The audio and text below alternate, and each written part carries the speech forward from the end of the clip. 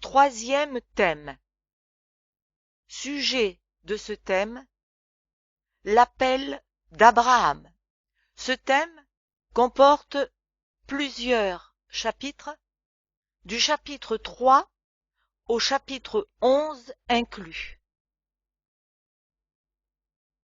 Lecture du chapitre 3. Thème, l'appel d'Abraham. Texte présenté dans The Present Truth, le 21 mai 1896. Sous-titre: La promesse d'Abraham. En étudiant cette promesse, nous devons toujours garder à l'esprit deux passages des Écritures. Le premier sont les paroles de Jésus. Ouvrez les guillemets. Vous sondez les Écritures parce que vous pensez avoir en elles la vie éternelle. Ce sont elles qui rendent témoignage de moi. Fermez les guillemets. Et puis, ouvrez les guillemets, car si vous croyiez Moïse, vous me croiriez aussi, parce qu'il a écrit de moi. Mais si vous ne croyez pas à ses écrits, comment croirez-vous à mes paroles? Fermez les guillemets. Jean chapitre 5, les versets 39, 46 et 47.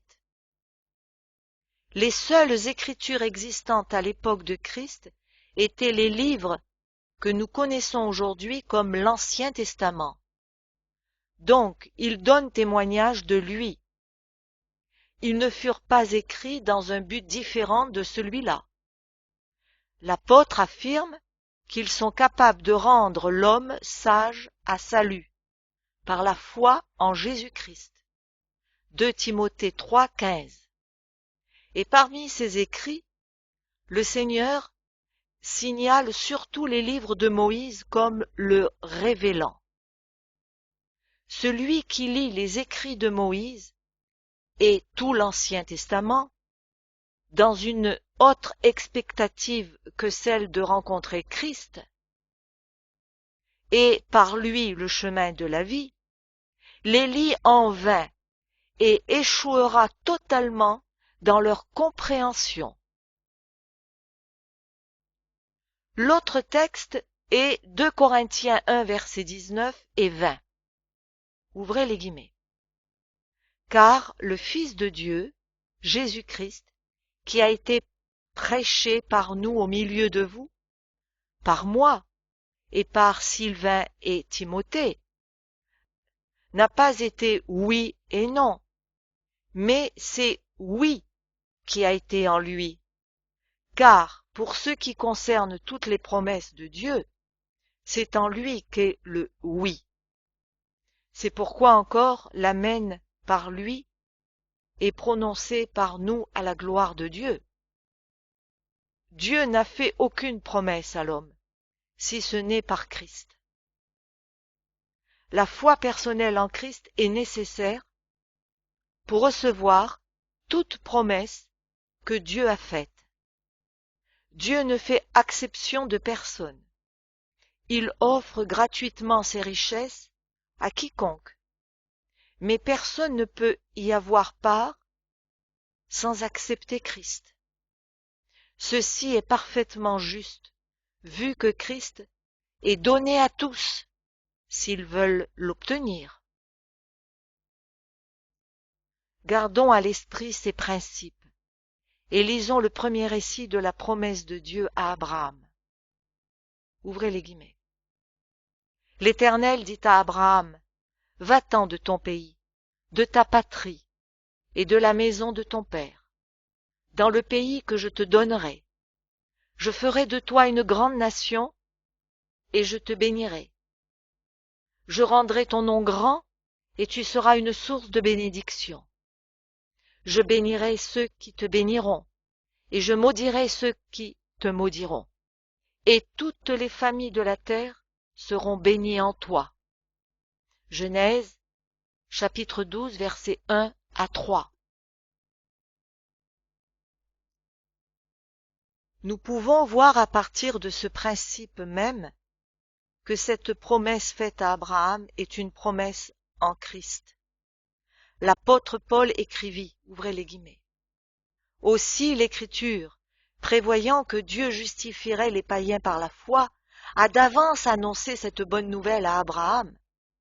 Toutes les nations seront bénies en toi, de sorte que ceux qui croient sont bénis avec Abraham le croyant. » Fermez les guillemets. Galates 3, versets 8 et 9. Ceci nous montre que quand Dieu dit qu'en Abraham toutes les nations de la terre seraient bénies, il était en train de lui prêcher l'Évangile. La bénédiction qui devait atteindre par lui tout être humain sur la terre ne parviendrait qu'à ceux qui ont la foi. Sous-titre: Abraham et la croix. La prédication de l'Évangile est la prédication de la croix de Christ. Ainsi, l'apôtre Paul affirma avoir été envoyé pour annoncer l'Évangile, mais, ouvrez les guillemets, sans la sagesse du langage, afin que la croix de Christ ne soit pas rendue vaine. Fermez les guillemets. Il ajoute plus loin que la prédication de la croix est une puissance de Dieu pour ceux qui sont sauvés. Fermez les guillemets. 1 Corinthiens 1, versets 17 et 18. Ceci n'est qu'une autre manière de dire qu'il s'agit de l'Évangile, puisque l'Évangile est la puissance de Dieu pour le salut. Romains 1, 16. Aussi, vu que la prédication de l'Évangile est la prédication de la croix de Christ, et qu'il n'y a pas d'autre moyen de salut, et puisque Dieu prêcha l'Évangile à Abraham, quand il lui dit « Toutes les nations de la terre seront bénies en toi », il est évident que par cette promesse, la croix de Christ a été révélée à Abraham, et que la promesse ne pouvait s'accomplir que par la croix. Le 3e chapitre de l'Épître aux Galates ne laisse aucun doute là-dessus. Après avoir affirmé que la promesse de la bénédiction est pour toutes les nations de la terre par Abraham, et que ceux qui sont de la foi sont bénis avec le croyant Abraham, l'apôtre continue ainsi. Ouvrez les guillemets. Il est écrit, « Maudit est quiconque est pendu au bois », afin que la bénédiction d'Abraham eût pour les païens son accomplissement en Jésus-Christ, et que nous reçussions par la foi l'Esprit qui avait été promis. Fermez les guillemets. Galates 3, 13 et 14. Il affirme ici d'une façon explicite que la bénédiction d'Abraham, qui devait s'étendre à toutes les familles de la terre, ne se ferait que par le moyen de la croix de Christ. Ce point doit rester bien fixé dans l'esprit à partir du même principe. Toute la confusion relative aux promesses de Dieu faites à Abraham et à sa postérité vient du fait de ne pas reconnaître en elle l'évangile de la croix de Christ. Si l'on se rappelait continuellement que toutes les promesses de Dieu sont en Christ et qu'elles ne sont accessibles que par sa croix, et qu'en conséquence, elles sont de nature spirituelle et éternelle, il n'y aurait pas de difficulté, et l'étude de la promesse faite au Père serait un délice et une bénédiction. Nous lisons qu'Abraham, en obéissant à l'appel du Seigneur, quitta la maison de son père et sa terre natale. Ouvrez les guillemets.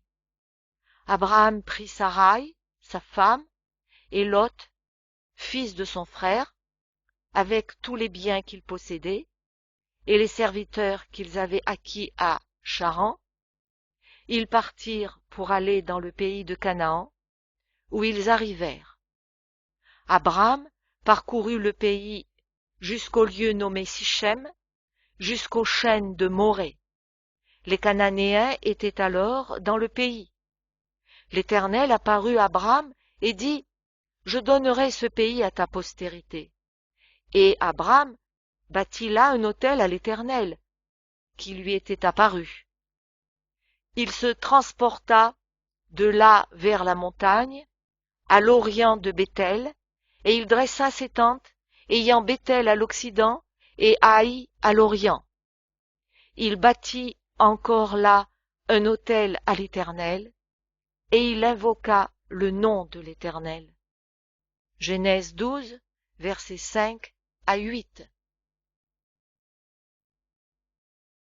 Sous-titre: La postérité. Le Seigneur dit à Abraham, après son arrivée dans la terre de Canaan, ouvrez les guillemets, je donnerai ce pays à ta postérité. Fermez les guillemets. Si nous nous en tenions aux Écritures, nous n'aurions aucune difficulté pour identifier la postérité. Ouvrez les guillemets. Or, les promesses ont été faites à Abraham et à sa postérité. Il n'est pas dit « et aux postérités » au pluriel, comme s'il s'agissait de plusieurs, mais en tant qu'il s'agit d'une seule, et à ta postérité, c'est-à-dire à Christ. Fermez les guillemets. Galates, chapitre 3, verset 16. Ceci devrait faire définitivement disparaître tout doute là-dessus. La postérité d'Abraham, à qui fut faite la promesse, et Christ, c'est lui l'héritier. Mais nous aussi, nous pouvons être co-héritiers avec Christ. Ouvrez les guillemets.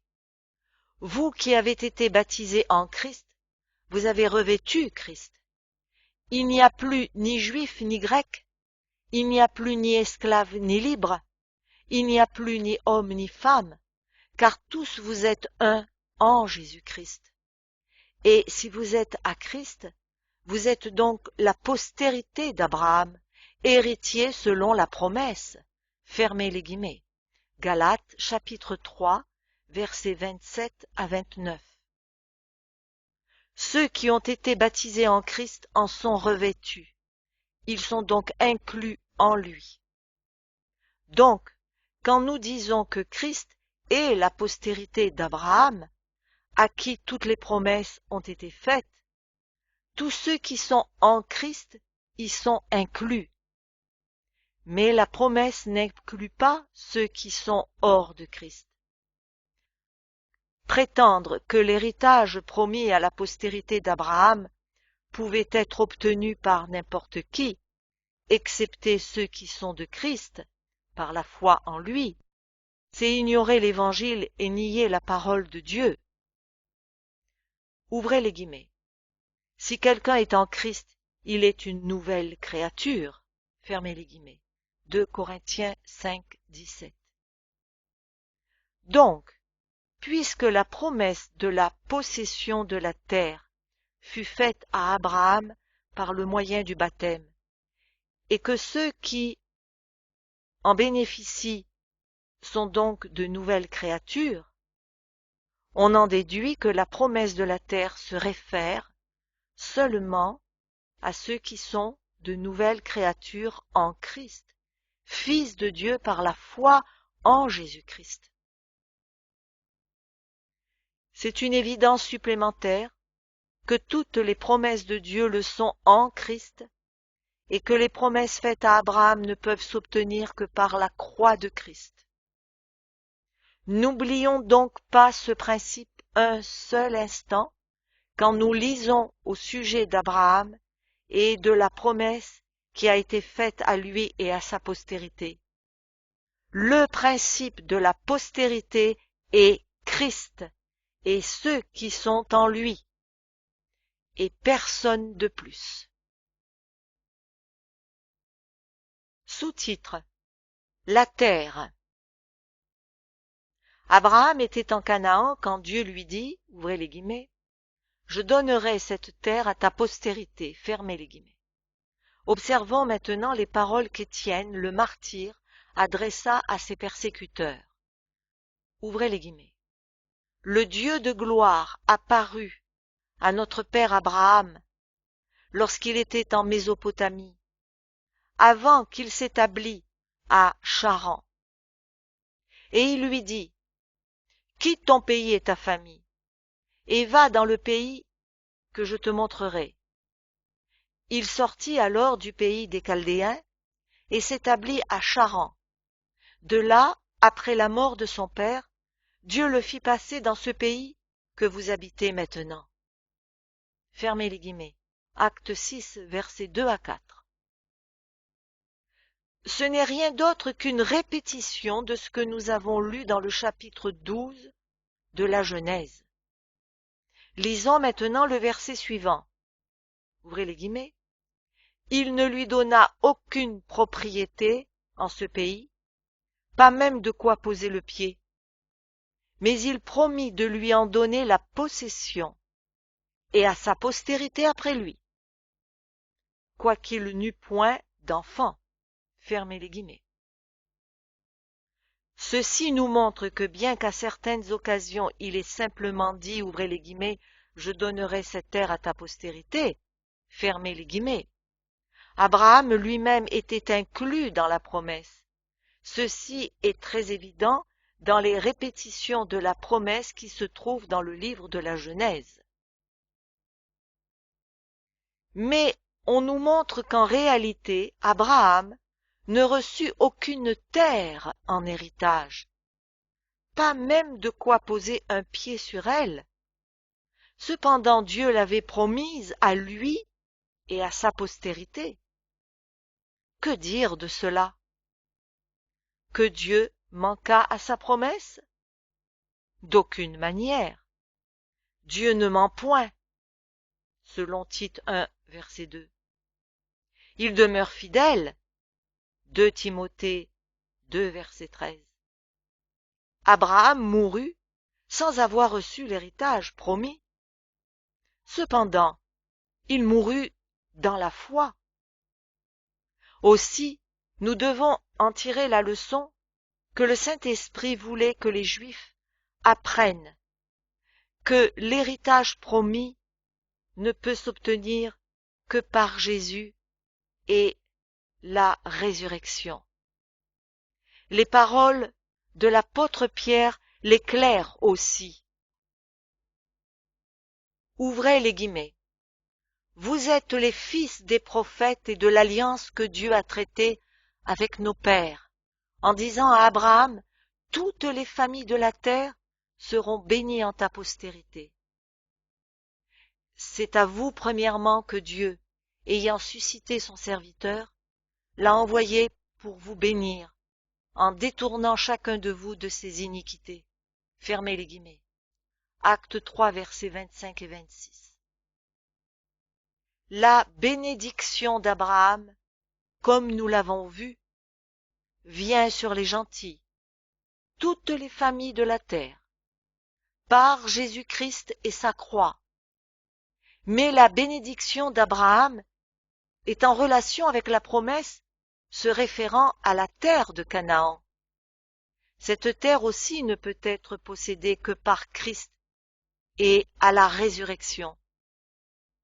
S'il en était autrement, Abraham aurait été trompé. Au lieu de mourir dans la foi en la promesse, comme ce fut le cas. Mais ceci sera plus évident en avançant dans notre étude.